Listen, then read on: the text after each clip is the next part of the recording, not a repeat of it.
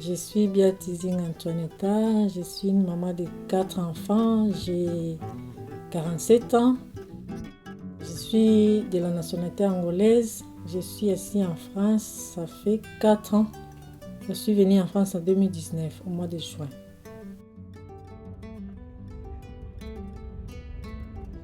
La région Hauts-de-France et SNCF vous souhaite la bienvenue à bord de ce TER à destination d'Amiens.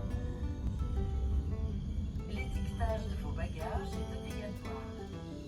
Quand vous arrivez juste à la gare d'Amiens, vous demandez Coalia, pas Coalia, demande seulement une association qu'on demande d'asile. Et moi, je suis venue le mardi. Je suis arrivée, je suis allée là-bas, c'était fermé. Je suis restée à la gare, j'ai appelé 115. Et j'ai dit que Coalia était fermé. Et 115 m'a dit qu'il n'y avait pas de place. Nous sommes restés à la gare jusqu'à 23h, minuit, quand la gare ferme. Il y avait un homme noir qui passait à la gare, m'a ramené chez lui, c'était non loin de la gare. Mon enfant avait 2 ans et demi, il n'a pas dormi cette nuit-là. Il faisait que pleurer toute la nuit, il a fait l'allergie de la peau. Donc il y avait des boutons tous les corps, il a pleuré toute la nuit.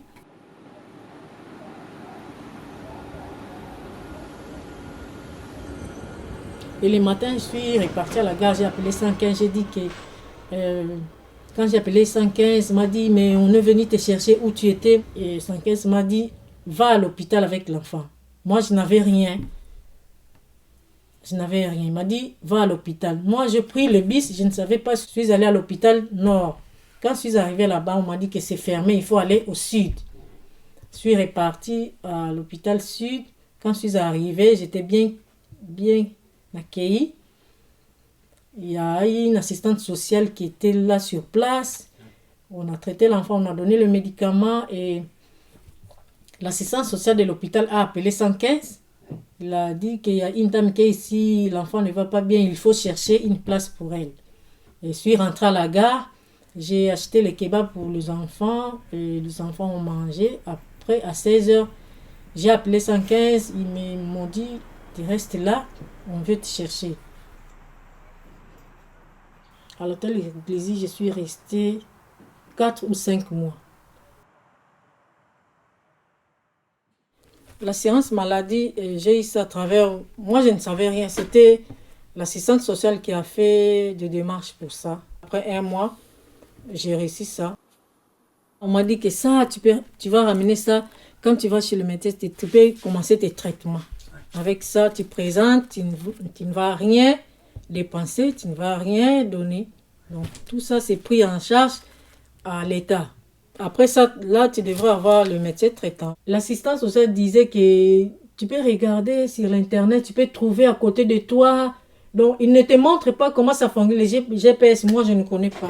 Donc, flou. Le système de téléphone avec Internet, localisé. Moi, je ne connais pas ça. Comme mon assistant social, quand il y a des papiers à remplir, il ne fait pas. Il dit, tu es capable, tu vas faire. Là où tu es bloqué, il intervient. Il y avait une connaissance à Paris. Comme il savait que moi, j'habite à Amiens, il a dit, attends, moi, je vais chercher précisément Longo. Il a pointé Longo et il a pointé sur Annie Cousin. Donc, à partir de l'hôtel Glizy et là-bas, il y a presque 3 arrêts de bus.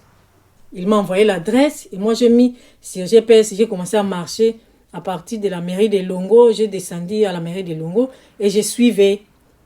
Je suis allée à pied parce qu'en bus, je peux dépasser. Donc, je partais doucement pour arriver jusque-là.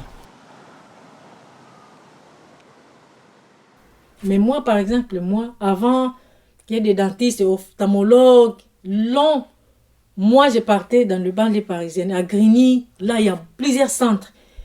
Tu vas et tu as le rendez-vous dans 1 semaine, 2 semaines, tu as le rendez-vous. Je partais toujours là-bas avec les enfants.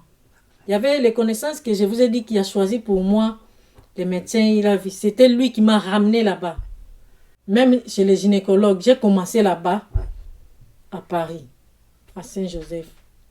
J'ai commencé là-bas, mais après on m'a dit, ici c'est trop loin, tu dois chercher à Amiens. J'ai cherché ici à Maurice Ravel.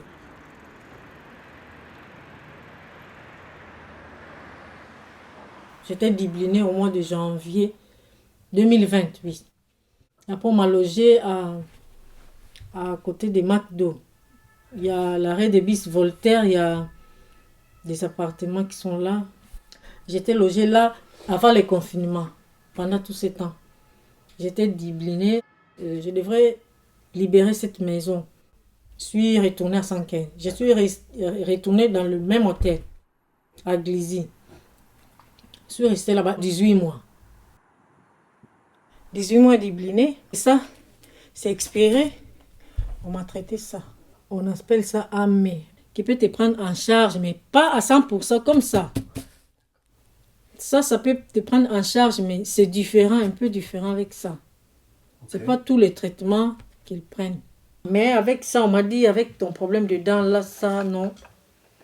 Une fois, je suis allée voir un dentiste et avec ça, il m'a dit que non, il faut avoir ça.